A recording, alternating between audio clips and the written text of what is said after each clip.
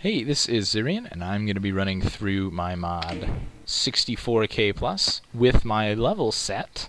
The 2 levels I'm not really sure constitutes a set. I guess there's difficulty select as well. Whatever. Retro Alphabet Showdown. So we've got it here. Difficulty select. Whatever. I'm going to be talking about the mod, why I made a bunch of the changes in it, what the goal for the mod is, and then a bunch of the mapping stuff, my process for it. That texture is not aligned right. Look at that. Amateur hour here. Crap, I released it like this. I feel kind of bad now. Man, whatever. The design process I go through for both mods and for levels, and I'll probably die a whole bunch because I'm too busy talking instead of playing. So in difficulty select here, we've got you grab the pistol, the stairs build up, the platform drops down because I didn't want to make the stairs super long, but making the stairs really shallow didn't feel right. You've got hard with a broken heart here, the Hexen teleporter effect, because it's a really nice teleporter effect. Use of flat sprites here so that the middle isn't super obstructed, but the ground and up in the air has some visual stuff going on. I like the effect it gives. Anyway, the pain to get the lights to fade up vertically. There might be a way to do it relative instead of absolute brightness for this, because I'd prefer being able to just set it to decrease brightness by 16, decrease it by 32, decrease it by 6496, whatever, until it's at 0 or close to 0.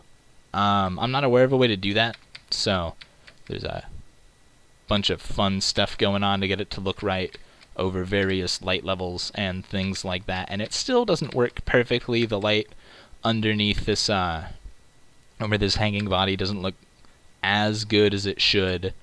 Some of the light in there is a little weird. It's less noticeable since in general it's darker there, so being a darker and then it fading up doesn't look as bad.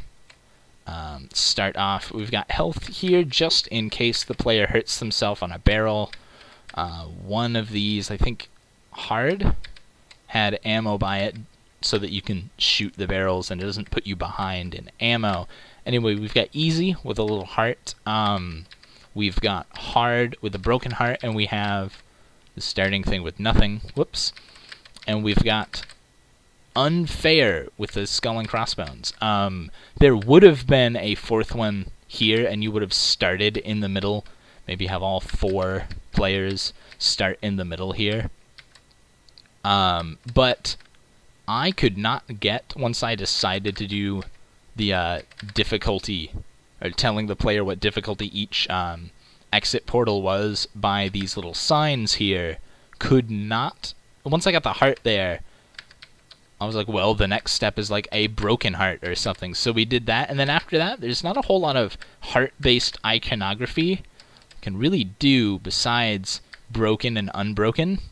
So we threw in like a skull and crossbones for unfair, and at that point, running out of recognizable, distinct iconography I can do at this resolution to get the idea across both through text and through symbol. So we just went with 3, and all 4 players, if you're in multiplayer, start over here. We've got a weird rune.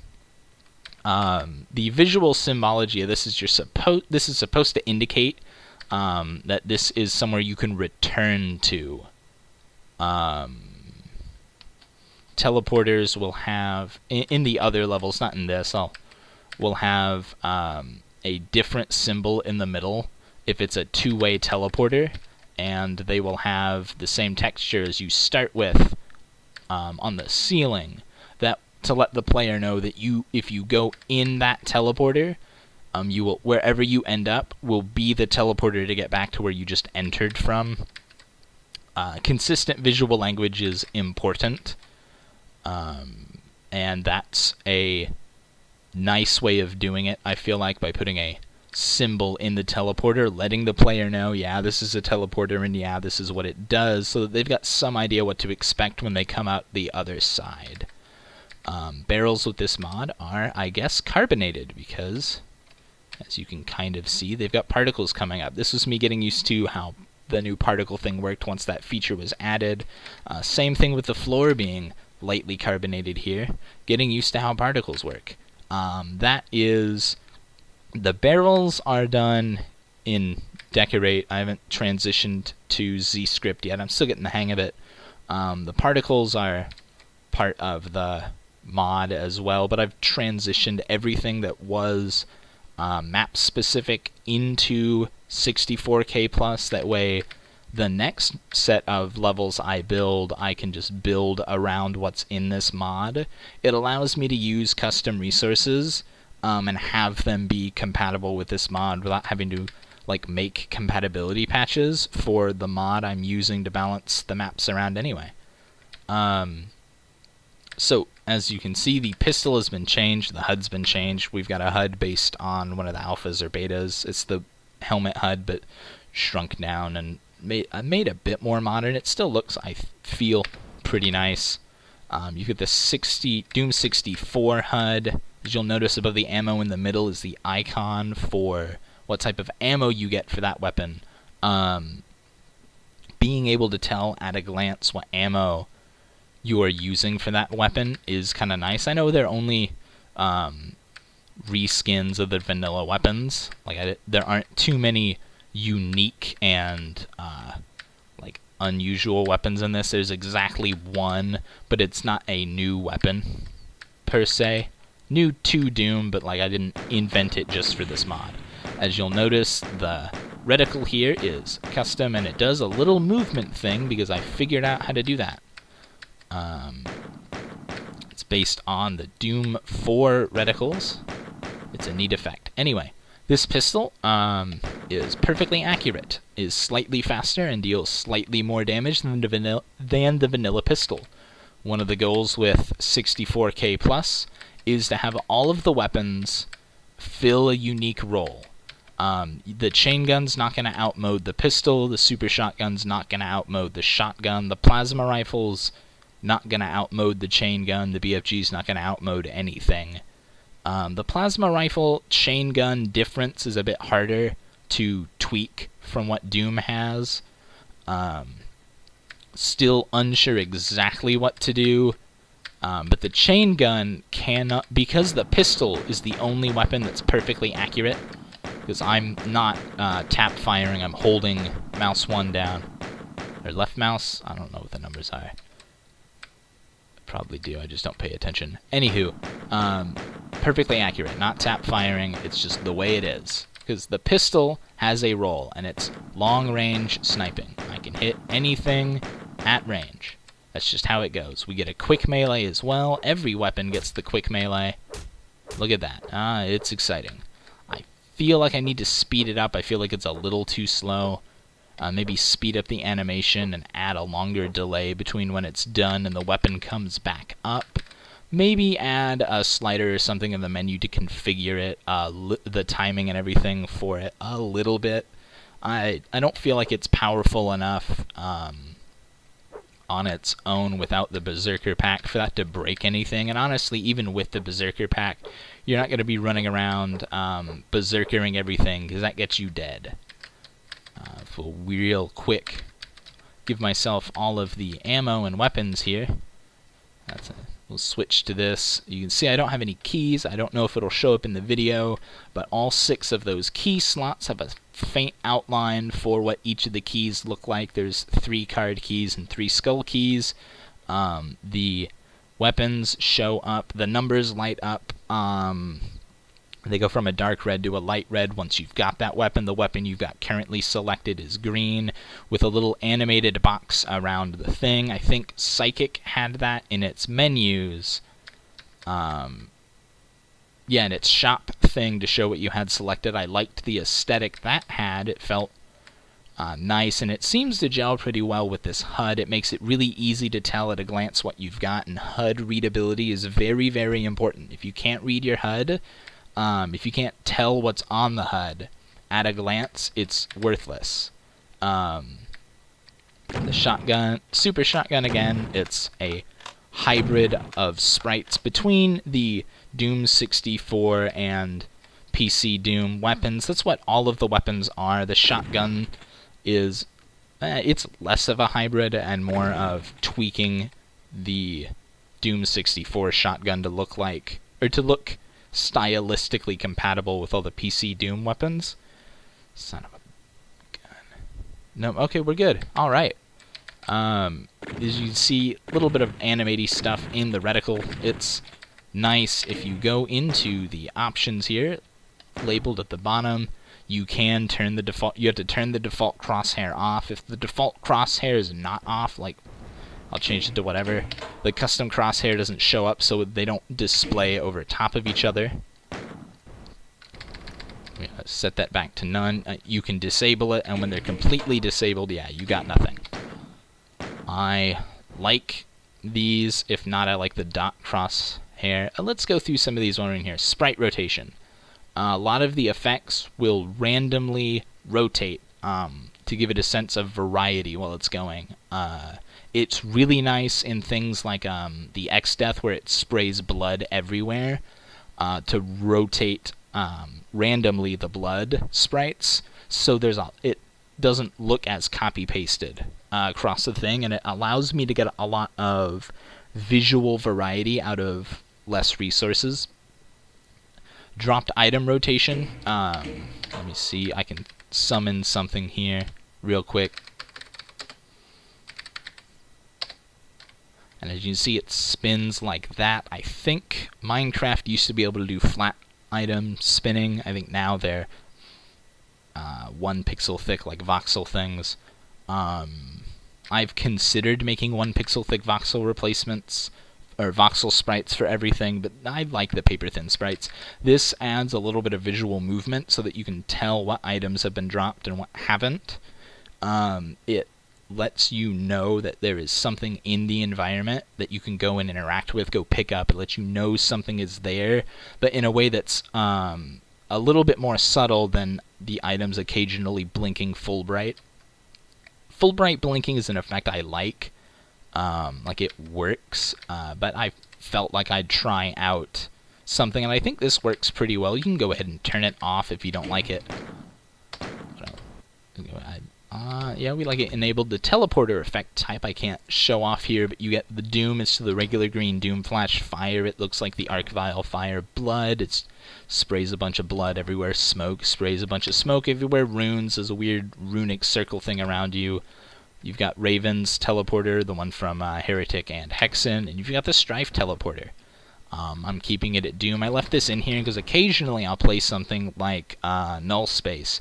Null Space is really nice, playing with the teleporter effect on Smoke, because a green UAC technology teleporter looking thing doesn't always fit with every level. Enemy changes. A couple enemies have some slight changes. I think it's mostly the Cyber Demon and then the Spider Mastermind. I think the Mancubus has a change right now. I don't think anybody else has one. There's a couple I've got planned. I haven't decided how to implement them or if they'll work or what assets I need. But the Cyber Demon, one of the things enemy changes does is make the bosses a bit more dangerous, a bit more bossy.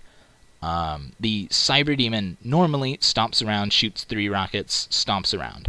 This, he will shoot 3 rockets, so there'll be a pause, and then he'll shoot 3 more. And in that pause, he's deciding whether or not to continue shoot or to walk around some more. If he's still got line of sight, there'll be a long pause, and he'll just shoot 3 more. The more groups of 3 he shoots, the higher chance it is that he'll stop. But it means that you can't just wait behind something till you hear 3 explosions and duck back out. The Cyber Demon will just pelt you in rockets now, making him a bit more dangerous without actually increasing his, I guess, he doesn't have a whole lot of new moves. He's just doing the same thing, but he's doing just a bit more of it. The Spider Mastermind, instead of having a automatic shotgun shotgun Gatling gun thing. I've never exactly understood what's supposed to be down there, but instead of having that, it's more of it fires the same projectiles as the arachnotrons, but it fires, I think, 2 at a time with a shotgun spread.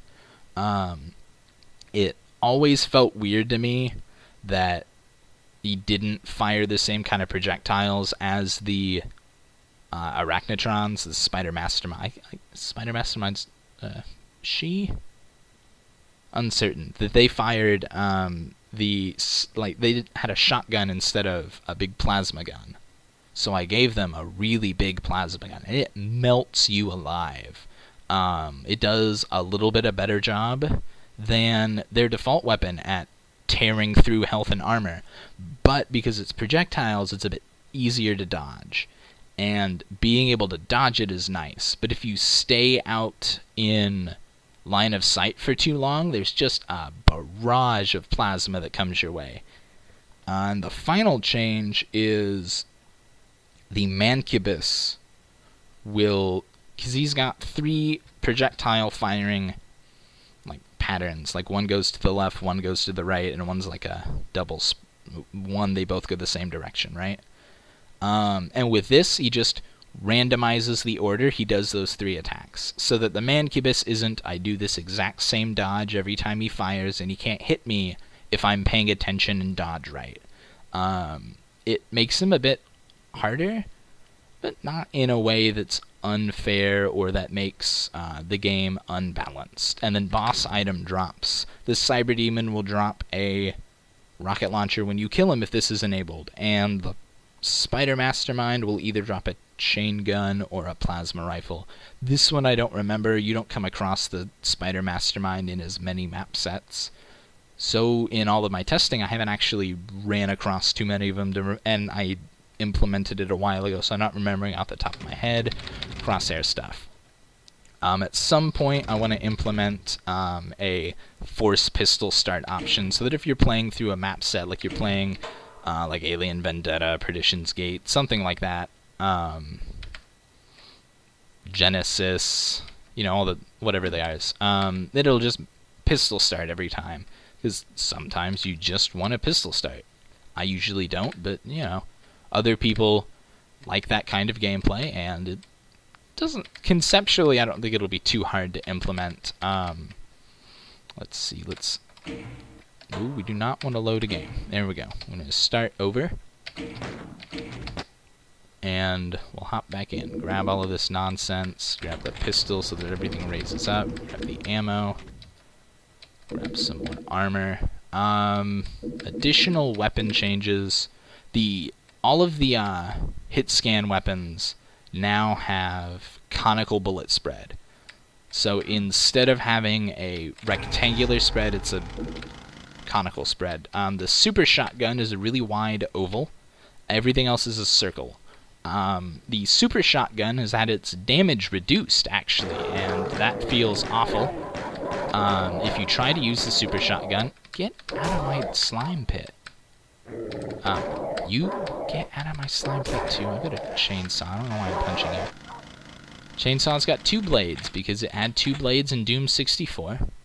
Brass knuckles are just brass knuckles. They're not merged with Doom 64's. I didn't want to go through all the trouble of changing the gloves from Doom 64, or merging the gloves and Doom stylistically. We just went with Doom Guy gloves. His offhand, the one he's not punching with, does have a glove this time, and he's got gloves for his punch. It's good. A thing that I've seen a lot of mods do is, while you're punching, the offhand will come back up every time, so it'll do something like that. And it always felt weird that the offhand would come back up. I'm sure there's a way to animate it so that it doesn't feel weird, but I've never really seen it done especially well. The shotgun, tighter spread than normal. Lets you hit things a bit farther away, gives it a bit of a reach. It's a nice reach. It lets the super shotguns increased spread and make it a bit better for large groups or large enemies up real close. The super shotgun, to compensate for its increased damage, because man, it's hard finding a reason to use the regular shotgun when the super shotgun gives you 3 shells of damage for 2 shells of ammo. So we cut out a shell's worth of damage at range and made it so that if you hit something at basically melee with the super shotgun, you get a damage bonus. And to communicate to the player that, yeah, you're getting a damage bonus, if you kill something up close with the super shotgun, it gives them. You grab your ammo, which is, the sprites for all of the ammo pickups are hybrids of the, or not hybrids, but they're the Doom 64 sprites touched up to look like PC Doom sprites. You can see it with the health, you can see it with the key cards, actually, only the key cards. The skull keys looked a little odd to me, so I never did that. I didn't do anything with the candles either. Get your cool new marble here, look at that. We got voxel switches here. Let me leave this room so that people don't shoot at me. Voxel switches are really cool. I feel they're a lot easier to use from a map making standpoint than regular switches. Because for this, instead of just having the texture it's up against be the switch and baking that into the level geometry, we've just got a switch. We can place this thing down, stick it up where it's supposed to go, adjusted Z height. We can put this thing anywhere. I could move this switch around if I wanted. Moving switches is usually weird to do. You can do it with poly objects. I don't exactly like implementing poly objects. It's always a bit finicky for me. But this allows me to put switches just kind of anywhere I want. This is nice and 3D. You can see the button gets pushed in there. Looks real nice. This one from the side, the button sticks out. See the button get pushed in. They're very nice. I don't like working with some of the software that you have to work with to do voxels, but I suppose it's a thing you gotta deal with. You can see these guys on the ceiling are just kind of bleeding out. They're not having a fun time. As you can kind of tell from some of the textures, they are Quake inspired. Don't shoot me. I've done so well about not taking a lot of damage. Are Quake inspired. I think they use one of the brown brick textures for that brown like noise stuff going on here, and then some rocks from Nightmare's like 5th episode texture pack with some brown and stuff thrown in, so they don't look like grayscaled, so they've got a nice feel to them. Doors that do some stuff. Those are, I don't know. Switches, yeah, kill this guy.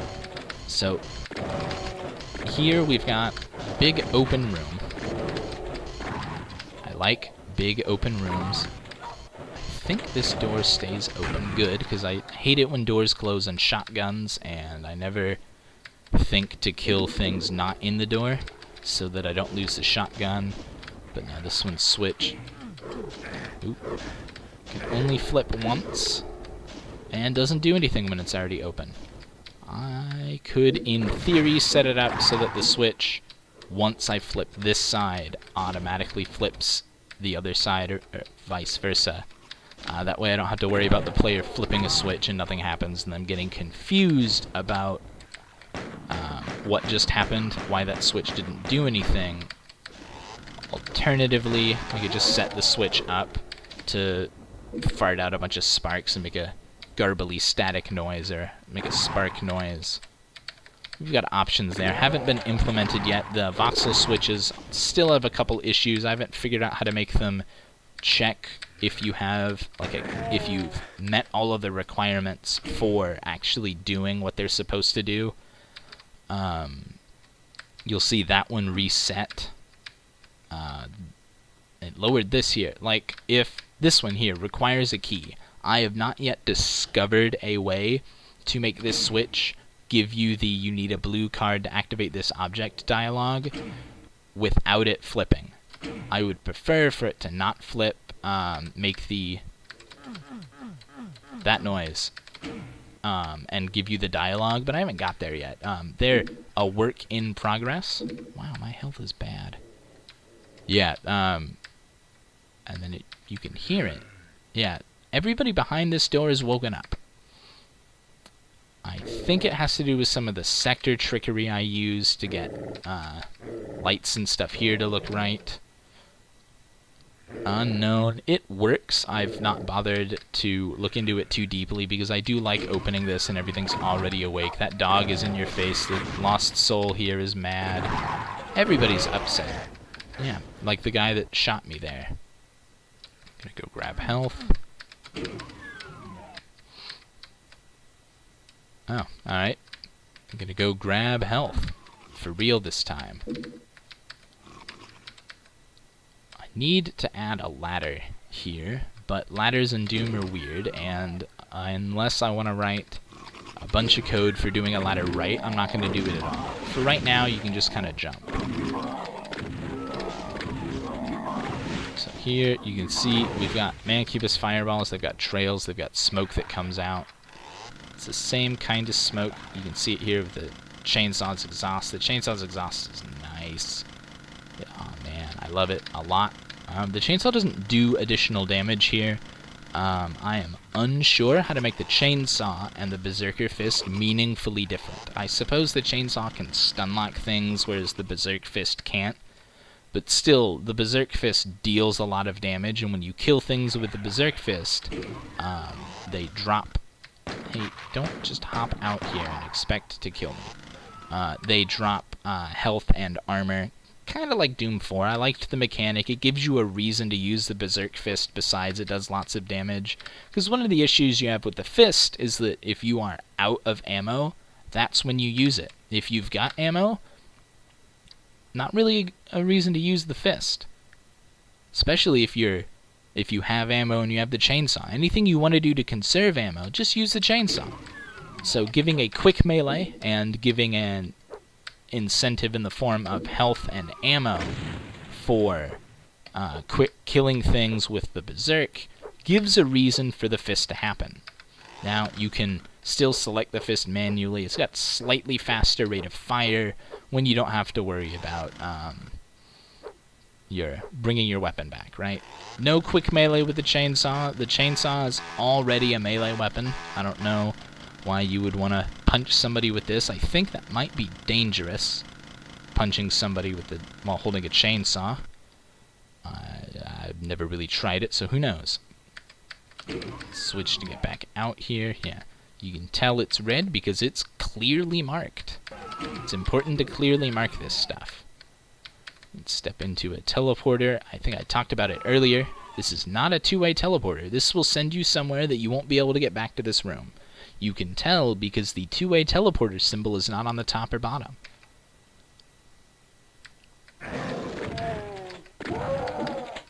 Now this one here, two-way teleporter symbol on the bottom.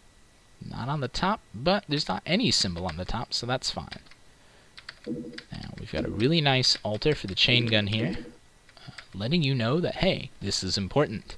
Dead Doom guy, runic symbol, chain gun. The chain gun here is a nice combination of the Doom 64 and Doom 2, or PC Doom, I guess, designs. It's a bit smoother animated. It randomly jiggles around on the screen. Its rate of fire is not increased at all. It's got a slight damage boost to keep it in line with the pistol. And its firing animation is a bit snappier. So the chain gun feels really good to use now without actually being that much better. You'll also notice you cannot chain gun snipe with it. That's what the pistol is for. Your pistol is your sniper rifle. I don't know, you're carrying around a Gatling gun or a minigun or whatever that uses the same ammo as your pistol. Realism's kind of getting abandoned here. Yeah, so this is no chain gun sniping, and it's otherwise untouched. It did not take a lot of work to make the chain gun fun to use. It did not take a lot of work to make the chain gun unique.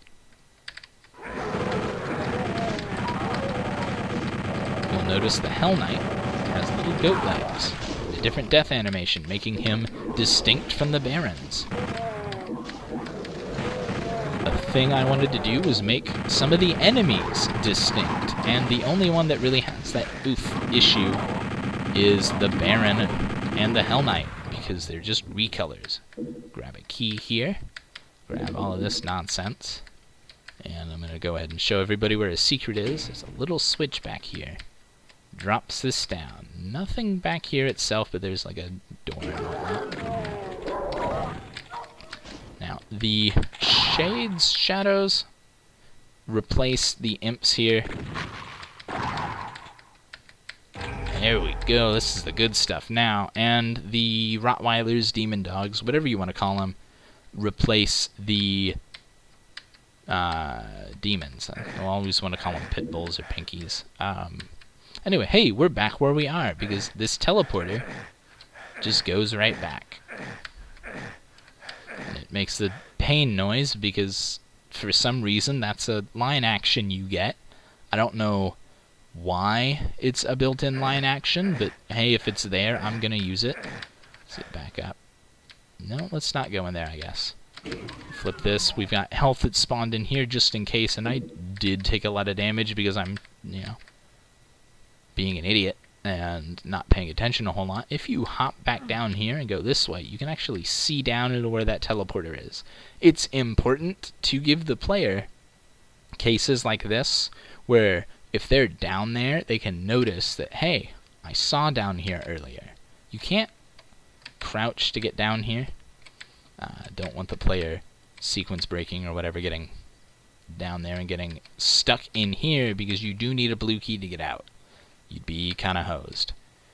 Anywho, the super shotgun, melee bonus, less damage than the vanilla super shotgun, and the coolest part, if you fire it and hold reload, there's a fancy reload. Look at that. That's some neat stuff.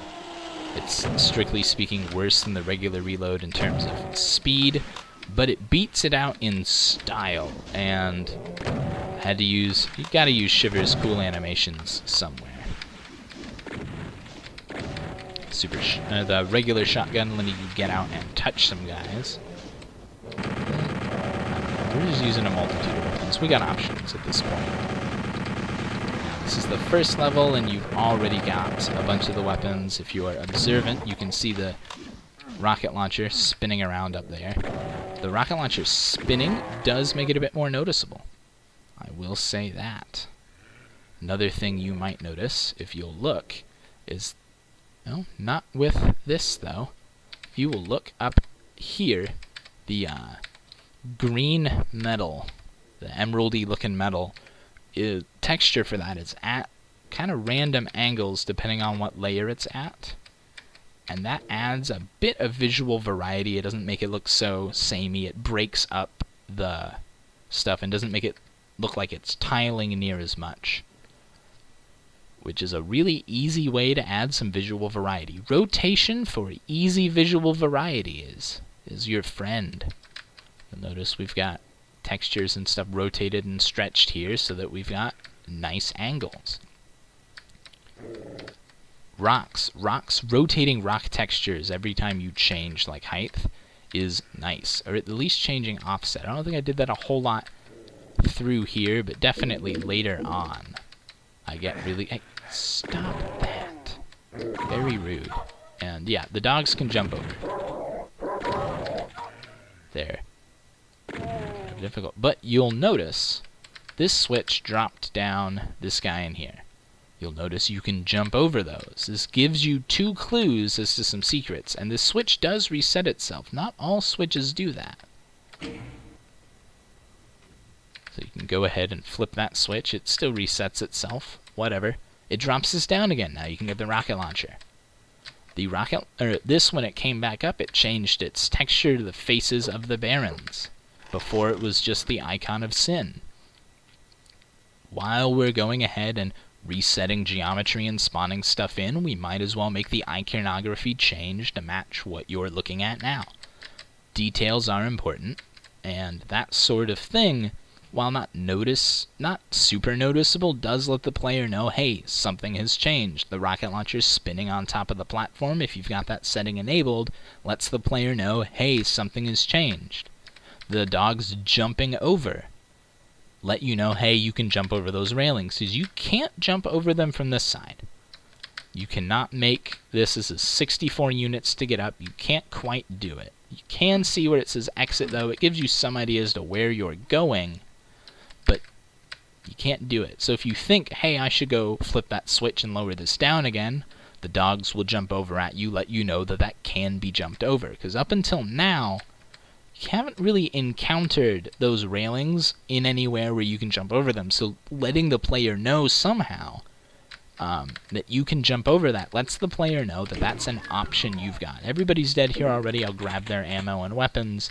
And before I grab this, you'll notice there's another railing that leads over here. We can jump over it and flip this switch to grab this backpack and enter this teleporter. We're breaking from the consistent visual language here to teleport somewhere with no obvious indication that this is a teleporter exit. It's a secret, though. Secrets being aberrations from visual design or visual language are. It's fudging it a little, but it's okay considering the switch. Those tall switches are only used in this map set to indicate that there's a secret involved. Those don't ever show up anywhere besides secrets. That's what they're for. They're the secret switches, so that the fact that you've seen one of these lets you know that you can get to that and flip it, and a secret will happen. Back over here, this is always the exit switch. The exit switch is the only switch in any of these 2 levels that is not a voxel. I have done some work to get it pulled off of the background it had. We've added some pipes and stuff. There's some damage. Something exploded. It's spurting like ketchup. Pipes are just attached to stuff, and there's some lighting and shading adjustment on the skull to prevent it from looking quite so flat, and the eyes are red instead of green. Everybody loves a spatula hoedown. That's the name of that level. Quiet Cannibal Temple, that's where we're going to next. Have not implemented cool transitions in the intermission screen there yet. If you'll notice, Quiet Cannibal Temple, it says the author name.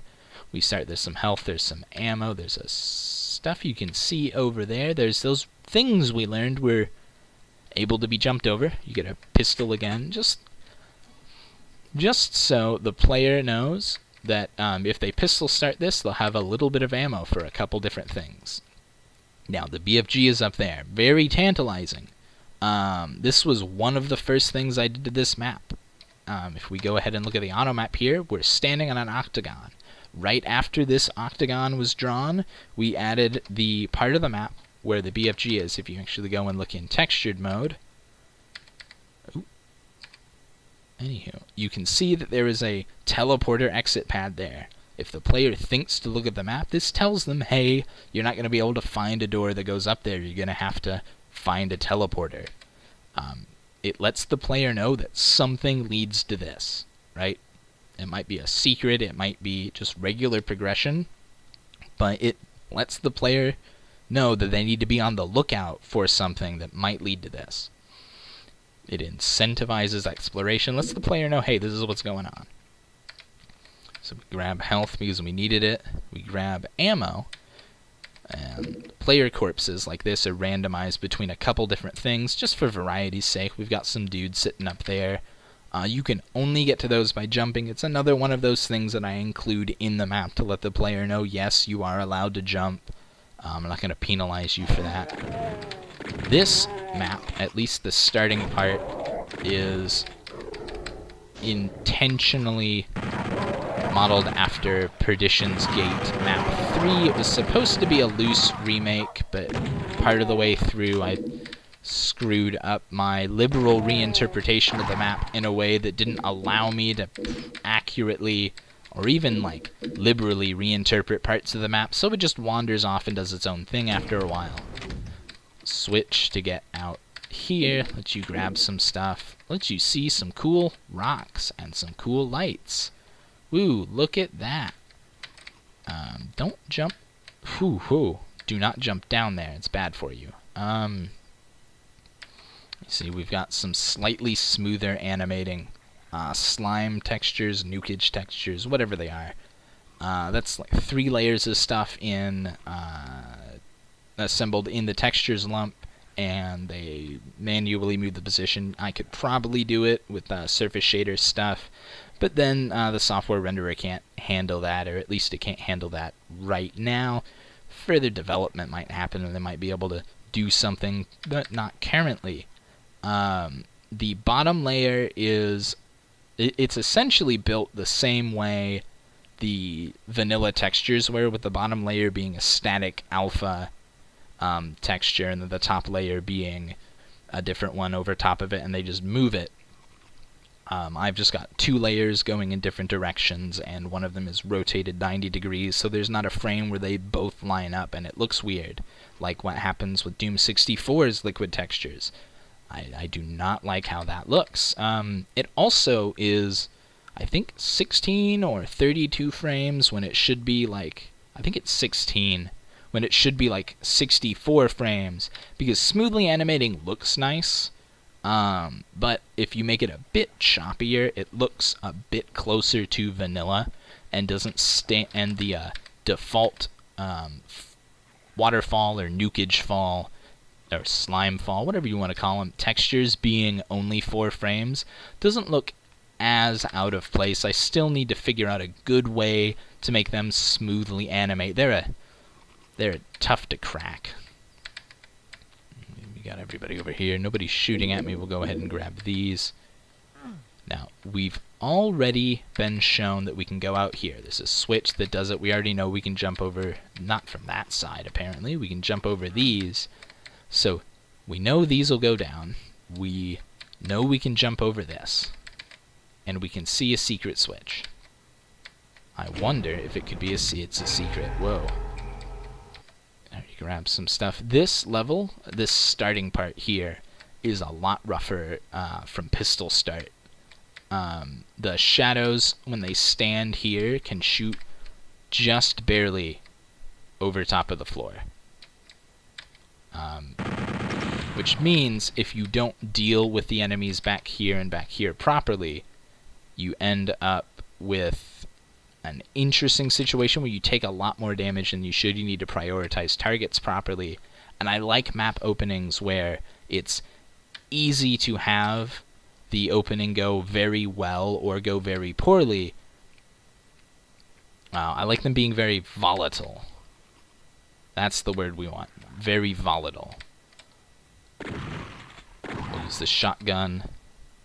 It's increased range to deal with that guy. Take out the Mancubus, and instead of taking him out, we'll just eat a couple fireballs. Like a fool. We've got skull switches, or skull indicators here in the same style as the regular switch indicators. Don't want to break stylistic consistency there. It lets the player know that, yeah, these aren't just like blue accents. They're definitely for keys. It's the only thing that's got that border. You flip it, yeah, blue skull to activate this object. Let's see, we've got switches again. Got a lot of green to break up the very, very brown level. We've also got this desaturated brown and gray to break up the even more brown and less gray thing going on. So we've got 2 textures and an accent color. And that's how I like to do a lot of levels, is with an accent color and then 2 like primary textures. Yep, need a yellow skull to do that. Look at that.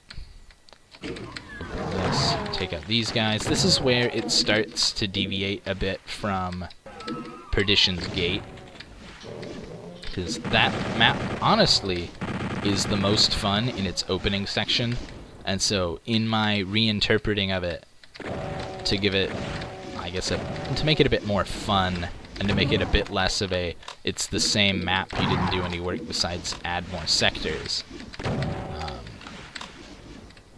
we changed a lot of stuff out here to the point where it's not especially recognizable. Like, I'm already in one of the rooms where you get keys in Perdition's Gate. Instead of being a separate room off to the side, it's just right here. It's in this big open space. Also, it's a big open space. We've got a little altar here with a armor boots, which is a thing I've added. They're modeled a little bit after the Doom Slayer's boots. From Doom 4, you'll see some modified strife texture to go with the cool new marble textures we've included. Those give you, well, they would give you a little bit. They're essentially a 10-point armor bonus that doesn't go over 100. If you'll notice when Cacodemons shoot at you, which there aren't any right now doing a whole lot, their projectile flashes between the blue and the red, which is the one thing I liked from Brutal Doom, honestly, was how Brutal Doom handled making those a bit flashy. Break those so they don't accidentally hit me with anything. And that switch did not lower this. Instead, it lowers one of these, which lets you grab the super shotgun. From a pistol start, this is really important. Another thing you'll notice is that these elevators have arrows on them letting you know that they go up and down. I've got textures built. They aren't used in any levels currently made for Retro Alphabet Showdown that let the player know what direction the elevator is going to go, whether it'll just go down. We're just going to kill the guy with the rocket launcher. The rocket launcher. There we go. These guys are a pain. I started with just one up there, and then decided that one was kind of easy to cheese kill. It wasn't too hard to take him out on his own. He wasn't very dangerous, especially as open as this is, and as slow moving as those projectiles are. Nothing over here. You'll see some fun nonsense over there. Look at that. Don't stay away from there. A thing you get with that is we've got this guy up here, green projectiles standing on green slime. Over there you've got red projectiles, red slime. Little details that, if you can, make things kind of consistent and nice. Get out of here. Meleeing with the Cacodemon doesn't...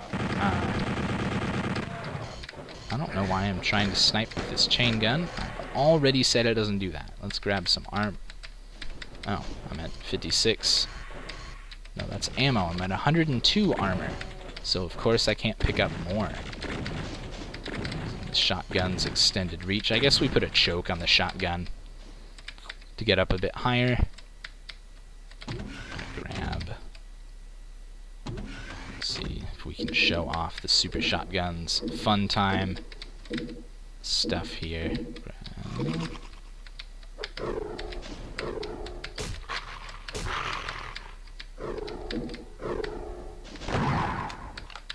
Missed it. Alright. This switch does drop that down. Then you grab the key. There's some health. I'm not going to grab the Berserker because I want to save it for when I'm low on health. Now, if you were over here at the blue key half first, you would have noticed, or you know that that switch doesn't lower the blue key, it lowers this. Well, you've lowered the yellow key thing here, which let you know that it's likely that you'll be able to lower one or both of those. There's a pattern, and establishing a pattern and sticking to it helps the player know what's going to happen before it happens, lets the player feel in charge. Just a little switch hidden over here. You can see it from out there if you end up out there beforehand. There's no... You can approach either side in any direction. The keys are really what determines how you the path you progress through the level. You don't need to go through one side or the other. I just tend to pick that one. We can hop back through here because we've got the blue key, but we grabbed the yellow. So you definitely got to cross over, either out front or out back.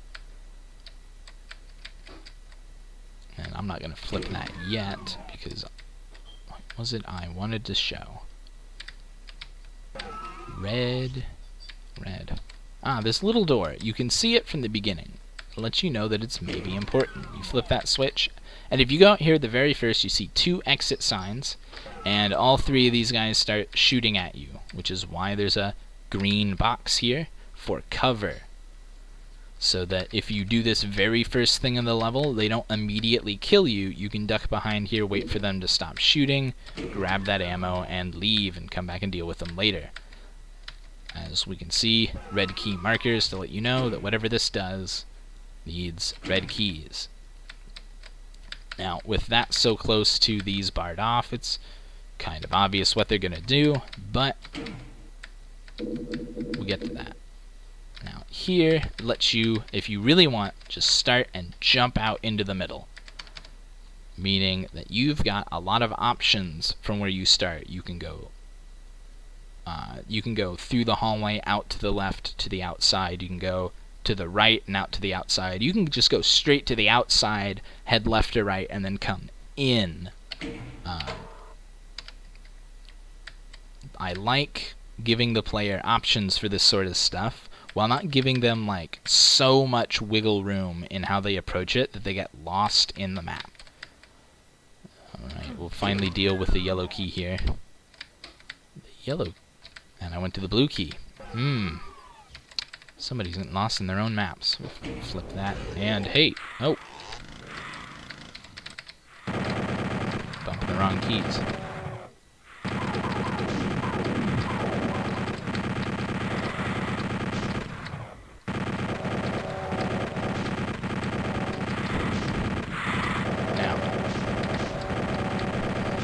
Those guys are kind of annoying. But by placing a single monster there, an unaware player can end up like I just did there, because I'm paying more attention to talking about why and how I build parts of the map, and talking about why I've balanced the weapons the way I have. Can fill this space with something to do. It creates a variable encounter space, which is kind of nice.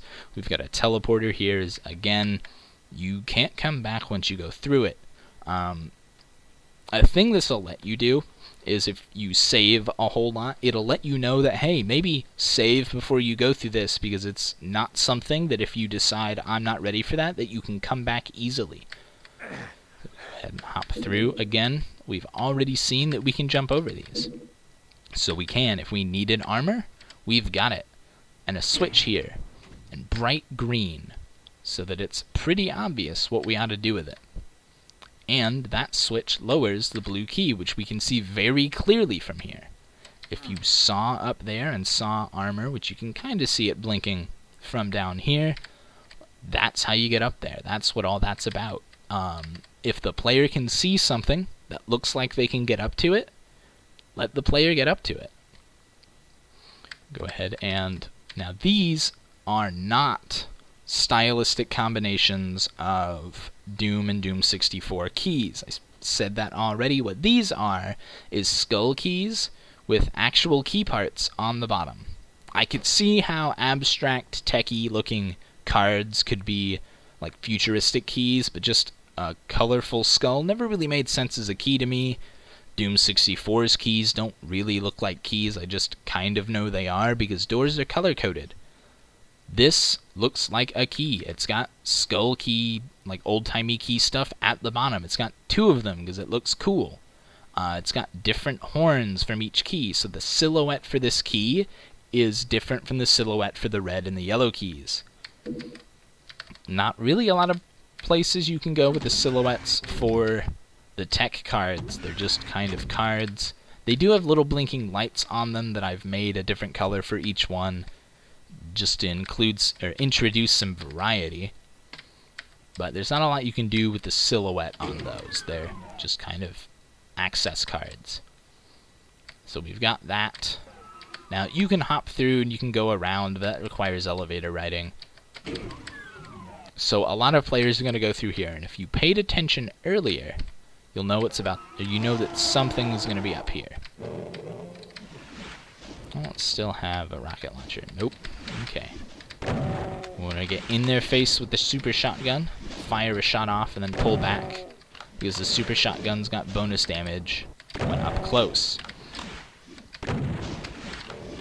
Means that there's a time to use it, and it still feels good to use. Just reducing its damage makes it less fun to use, and it feels, all the feedback feedback you get from its nice reload, its beefy sounds, lets you know that it's a powerful weapon. But not giving it anything to really be, like, actually do that's powerful is a bit of a letdown. So I tried just straight damage reduction, making it better at hitting a large group all at once. So you could stun lock, or not stun lock, but you could stun a lot of the imps in like a group of imps, or like former humans in a group of former humans, so that you could hit a whole group and prevent the entire group of small guys from doing anything, but it didn't feel very powerful. It didn't feel like I was doing a whole lot. And I never wanted to switch back to the shotgun either, because the shotgun wasn't doing anything. So I tightened up the spread on the shotgun, made it a slightly longer range weapon, increased the contrast between what the super shotgun can do and the shotgun can do range-wise, and then gave the shotgun a melee bonus and the X-Death thing that gives the shotgun, or gives whatever you shoot with it, making it a lot clearer to the player that, hey, this is for long range, and or the super shotgun's for long range and the shotgun isn't. I'll flip this switch, the exact same thing happens. This time we can avoid it. Whatever. Wasn't that exciting. We hop through, and hey, we're over in this spot. And I didn't take any of these guys out beforehand, so I'm gonna little spat here. Ah, okay, he got it before I did. Good for him. It's a good thing it tracks percentage of monsters dead and not percentage of monsters I personally killed, or we'd be out a single cacodemon there. Now we've got a really cool altar here. I like Strife's textures. They work really well with the marble stuff I've got going on here. And again, the switch, very bright, sticks out from the environment, very easy to place, nice and 3D. Little UAC banner, just because we can, makes it look that much cooler. We flip it, and immediately we've got a cyber demon with shooting rockets at us. I'll see if I can get him to shoot 1, 2, 3, 4, 5, 6. Yep, he's no fun. If you didn't get the chainsaw secret, you can get it now, or you in the map prior. You can go ahead and grab it now if you want. It's whatever.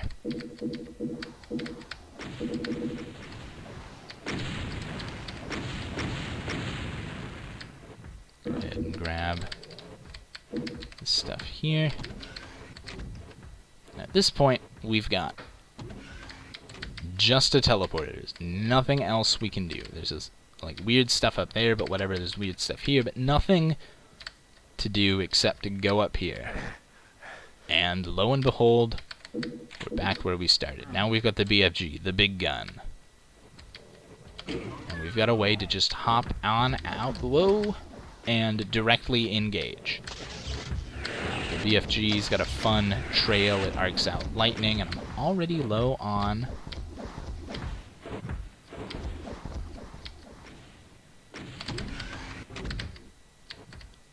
ammo, because I don't think I actually bothered to grab ammo for that.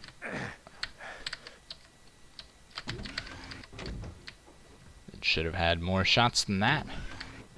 And now we gotta backtrack. But no, I did. Alright, it's just not enough. I may have accidentally deselected. I feel like a fool here. Yeah, the BFG in Vanilla Doom is cool, but the projectile it fires, not as cool. Right, this, we've got an additional frame of animation for the muzzle flash. The charge up shakes it. And we've got like lightning arcing out of it. It's a trail of stuff coming out of it too. It just looks really cool. And yeah, we just got a circle strafe, grab some health and armor out of there because I ate a rocket to the face. He can eat a couple rockets. He's less sad. And there he drops a rocket launcher. That's just what it is for him. Now, at this point, there's not anything left. That's the end of the map. We grabbed the red key card. So we know that what we can do is go back. I mentioned earlier that I need to add a ladder, like a way to actually do ladders properly. And part of that is because the first map feels like it should have a ladder because you haven't told the player in any recognizable way that they should be jumping. So a lot of people fall in that pit, don't realize they can jump out, and are just kind of like confused, and they're wondering why I didn't make a pit you can't escape, not damage them.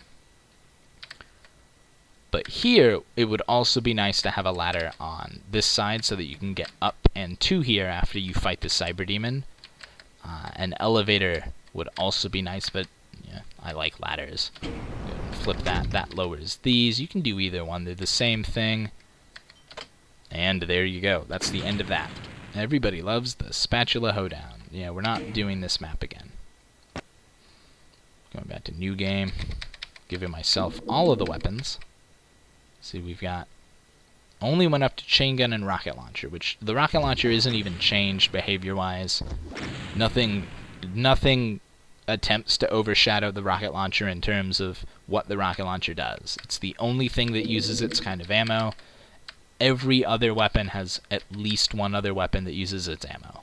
Now we've got the plasma rifle, which, yes, mixed Doom 64 and PC Doom sprites with the neat glowy thing in the middle. Fire it, and it just rumbles around on the screen. The plasma coming at the end kind of wiggles around, and it's hard to tell, but it's easier to hit where you're aiming for a moving target at range, because as these fly out, they go faster. That's about the only change that the plasma rifle needed to be a long-range, rapid-fire weapon. The chain gun's good for up close, and it's really good for stun locking. This is good for dealing with a lot of stuff, but it's even better at range than it was. And then we have the Unmaker. If you encounter a plasma rifle, and you pick it up, and then the next map there's another plasma rifle, instead it spawns the Unmaker. Well, if you've got Unmaker already, and you would encounter a plasma rifle, you instead encounter a rune. Now, this does not look anything like the Doom 64 counterpart, because the Doom 64 counterparts are a little weird, and I'd already committed to not using the keys, the key sprites for the skull keys, so I figured we'll add something where it's a skull with bits of metal on it, like I did with the skull keys, and that adds some stylistic consistency between this and other parts of the mod. Now, the nail orbiting around it is really cool. I like that effect. We'll go ahead and grab that, and you can kind of see the custom reticle changed a little bit. It shoots faster. That's it. We'll go ahead and get another one, and as you can see, it's a different color. It's got different, the nails in the side of the skull are different, and the nails orbiting the skull are different. We'll pick it up, and again, the crosshair is changed. It's the same rate of fire. Now it's two of them. And finally, the last one. Different nails in the skull, different eyes, a little different mouth, and definitely different nails. They also orbit at a different speed. Finally, we're at the fully upgraded Unmaker. This thing eats ammo like none other. However, you can melt through a lot of stuff pretty quickly. It does something similar in DPS and ammo usage to the BFG, but whereas the BFG can hit one thing for a lot and everything around it for a little, the Unmaker can clear through crowds pretty easily, and if you get up in something's face and hit all three shots of a fully upgraded Unmaker on it, consistently, it kills things pretty quickly. Go into God mode, and you can see health and armor are both set to 666. That's, I think, the pentagram of protection, or the red armor, something like that. In Quake, gave you 666 while it was active. Decided to do that. With the Doom 64 HUD, it just makes the text for health and armor. Gold, it doesn't change their values. Go ahead and now we've got a Cyber Demon here, and we'll see how he melts pretty quickly.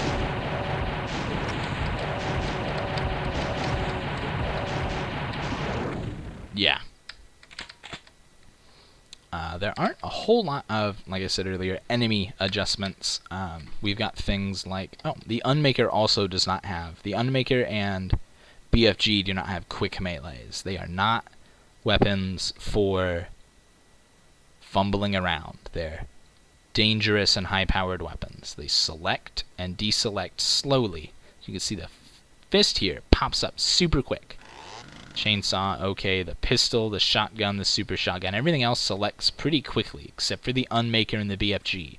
They're larger, they're more unwieldy, they're more fearsome. BFG shakes, it's got lots of lightning coming out. No lightning out of here. Now,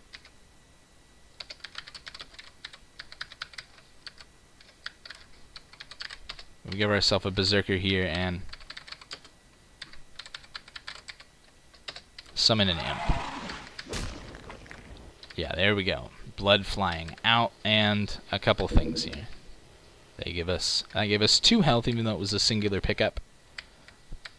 Swipe that from Doom 64. A thing I really am considering with the chainsaw is removing the chainsaw as a placeable item. Removing the fist as a weapon completely, and you'd still get quick melee on things, but having you start with the chainsaw and the pistol as your starting weapons, and removing the fist as an independent weapon. Because no matter what weapon you have, you've always got a melee option. At this point, and because you can Berserker Punch even with the quick melee, the regular fists are a fallback only if you do not have the chainsaw or any ammo. So what I'm contemplating doing, I haven't done it yet, I've tinkering with how to implement it properly, is making the chainsaw like a starting weapon, removing the fist as a weapon all by itself completely, and then replacing chainsaw pickups probably with a smaller Berserker pack that only gives you strength. It doesn't heal you. That way you don't have health sources a mapmaker wasn't intending. The alternative is to give the fists, they've got an effect because of the Berserker. Another idea I've had is giving the chainsaw something to do while you've got the Berserker as well, so that the fist is what you use to get or to save ammo, and while you've got a Berserker, it's a thing you can use to get ammo and armor back.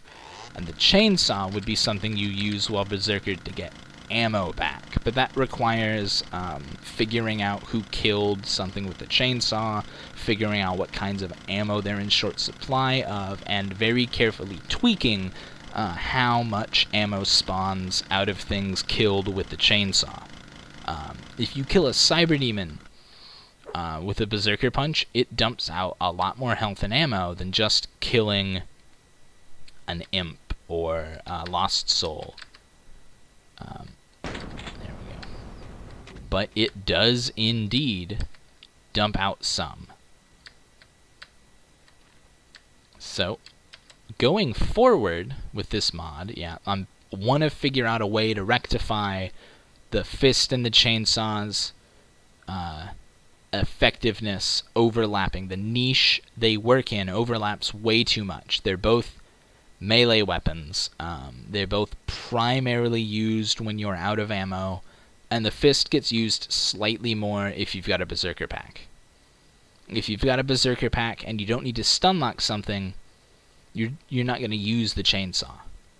It doesn't do anything. I know the answer to this solution in Doom 4 was to give the chainsaw its own ammo pool, and to make the chainsaw the thing you use when you want to get ammo back, and Berserk the thing you want to use when you get health back. And that works in Doom 4. The maps are built around that, but this is a mod that's got to work within vanilla Doom and within all of the map sets, and I'm unsure how to implement that without deviating way too far from the standard formula that I've kind of set for myself here. And honestly, that is about it. There's not a lot more to do with this besides add more custom decorations and custom items to it, so that if I want to use them in a mod, or if heck somebody else wants to use them in their mods, they can use this, or in their maps, they can use this as a companion thing for their map.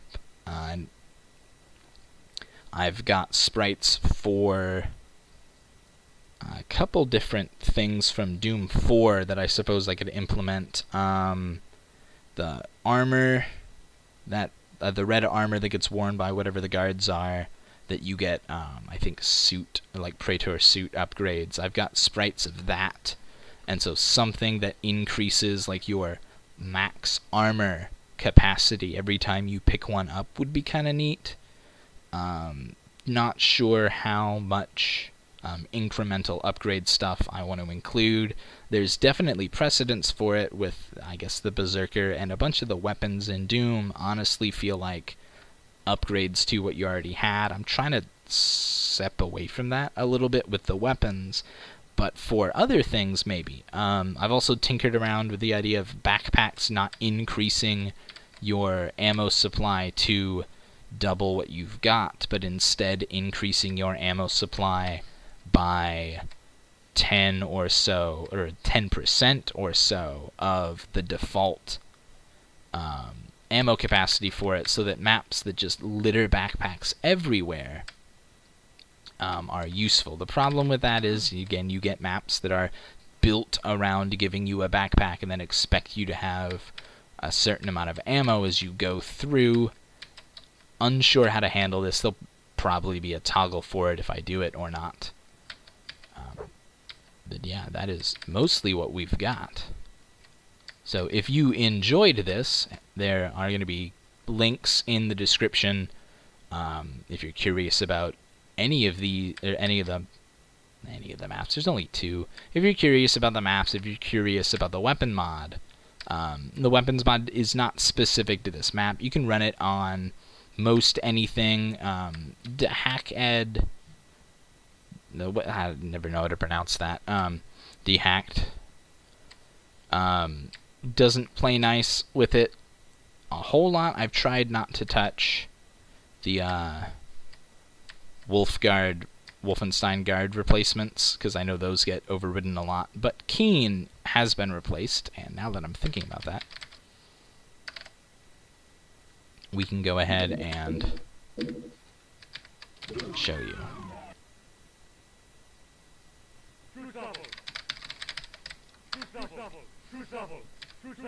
Because it is kind of neat.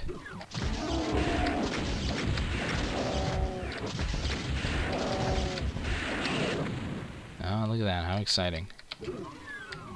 Alright, as you can see, he's in a slightly different pose here. Don't shoot at him. There we go. Ah, look at that. He's reading a book. Isn't learning fun? Keen definitely agrees that learning is fun. And even if you shoot him with a rocket launcher, it will not stop him from learning in the middle of a demon invasion in a Nazi castle, floating above the Hell Mountains. Yeah, get out of here. We're learning. Anyway, so check the description for links to the mod and map set I've used here. Feel free to give me any and all feedback you can think of regarding those. Feedback is what makes this stuff really, really good, because even though I'll think conceptually something ought to work, a lot of times it's implemented in ways that are suboptimal, and feedback is what lets me adjust those things accordingly. So this has been Zarian with 64K Plus and Retro Alphabet Showdown. And hopefully I will be making additional mods additional mods, but also additional videos as time goes on.